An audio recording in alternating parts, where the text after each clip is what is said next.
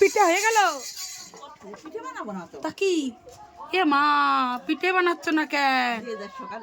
আরে বাবা রে চলে গেলাম তাহলে আমি। হ্যাঁ বানাইনি কালকে।